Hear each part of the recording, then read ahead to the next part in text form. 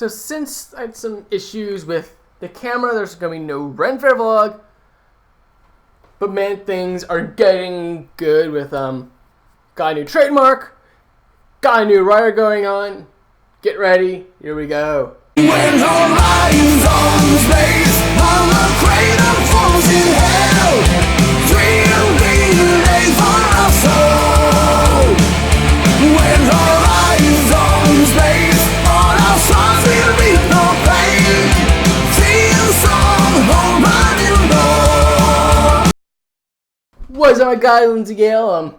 Welcome back to Talkin Toku. You might want to have a vocabulary list handy. Maybe I should have done that. Maybe I shouldn't have.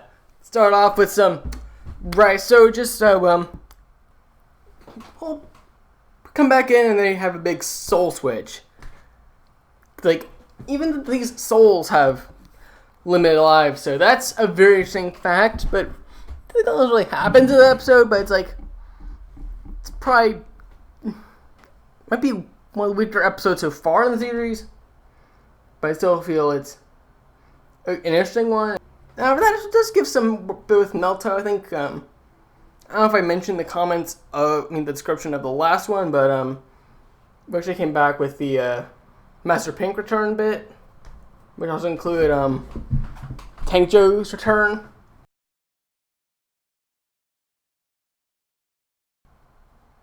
Also, another one is that the cake one, where the monster makes like a cake defense because the girl he likes wants to be a baker and go to France with her actual boyfriend, and she needed Kanalo to defeat her father and win to pretty much make sure his dojo goes on. So it's kind of a very fun workaround fitting in with his motivation. It's a fun Gaka episode. Around the same point, I believe Lupat had a dancing themed episode. There's another dancing themed episode with Cleon, and where he worked with a guy but accidentally infected him. So there's a monster in the computer which is now turning people, freezing people. This main one that we've been going through right now is a focus on a former student of Master Red, Nada, who in the end is revealed to be the vessel of Ryusoulger, and he does seem to play with the others a bit. In his reveal episode, he pretty much tells him to go off, go to the girl, and don't fight anymore, which obviously would drop the number of Ryusoulgers down to 5, and thus perhaps give a slight edge to the druid and to gain control of the world. There's an interesting seeing all these new rows come in, interesting with the raptors, which we had. I think that was the end of where we left off and kind of what we just talked about. We have the Doshin Pachigaru duo. They're pretty fun. I haven't really seen, kind of gotten used to them, and the armor, and Bamba has the Biribiri soul now, so he controls Dime pretty much, and orange on black looks fairly awesome, if I do say so myself. But dark green, Derejda, not as good, but the two-head ones definitely look cool, if I do say so myself. I also felt like the whole memory thing in 28 kind of might be a bit of the Sister Twister Part 2, where I was thinking to be very similar, yet they're actually kind of different. One has them going inside Ray's brain, and the other one is the monster is actually surrounding her heart, so any attack would potentially kill her. And so it's why would you use the Dosh on her? Because that would definitely kill her, but maybe our Ryusoulgers are stronger than normal humans, especially since they have very long lifespans, and right now they're supposed to be their early 20s, and Oto's in her teens, so yeah, so they honestly be pretty young and not very fragile.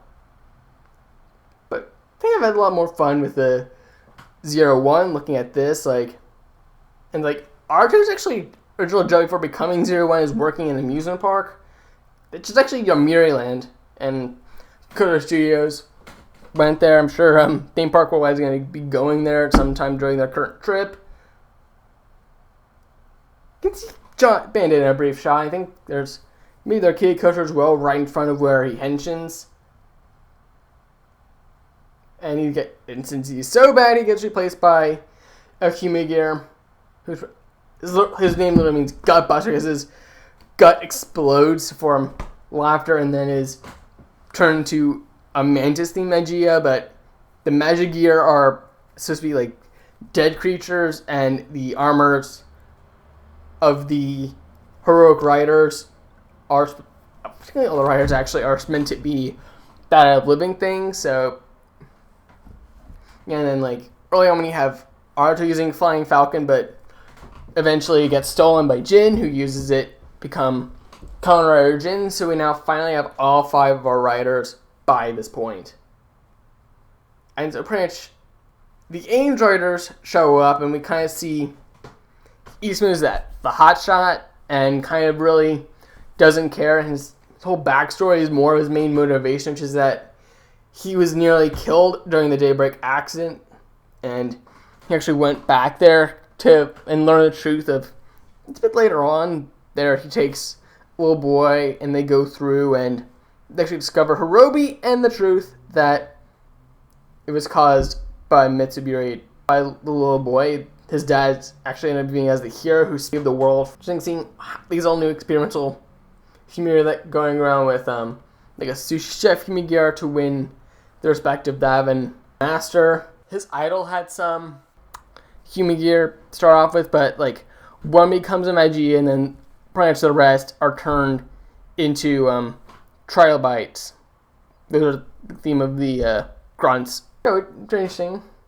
You know, I don't really see it much in how they look, but again, it fits in the idea of there being dead things. But usually like 5 and 6 that Hirobi views Jin as his son, yet Jin is actually found out to be a Humagear, but he doesn't have the ear things. Like, it's just some great highlights actually. So it's a very interesting touch to her. Like, you should really like looking at all the upgrades that they have. Shark, Falcon.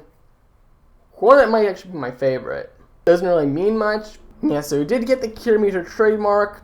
Don't really want to discuss rumors. I think I'm just going to save that for later on. Also, we do have Beast Morphers back, but we might talk about it during Christmas, but it depends if the conference has occurred. You got 4 Kilometer, but if that hasn't happened, then I might.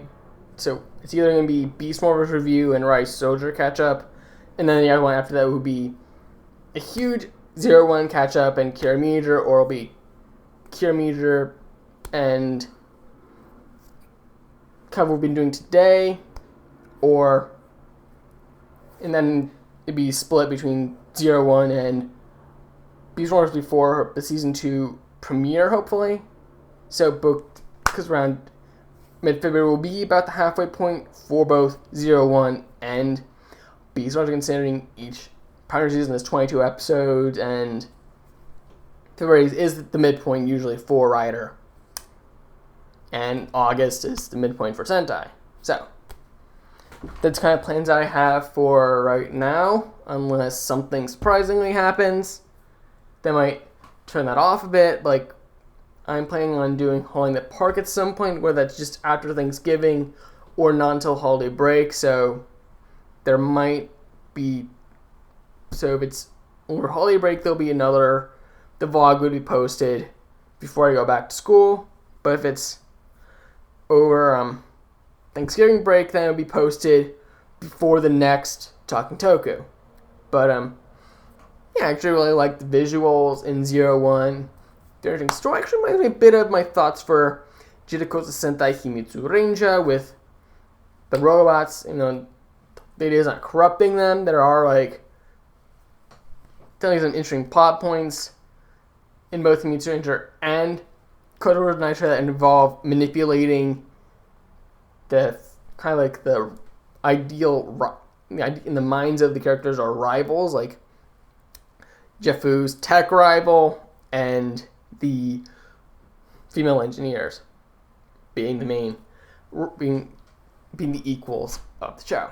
I'm digging one a bit more, like taking my geology course, which is dinosaurs and their worlds, because I'm so kind of in the mood with Ryusoulger and when we come to the end, I've been working on a little side bit listing what types of things would get adapted and how they would get adapted. Maybe there's something cool or very important, I might dock some from the second season, or maybe change some holiday specials around, or clump some monsters into one special, but I feel not sure about them.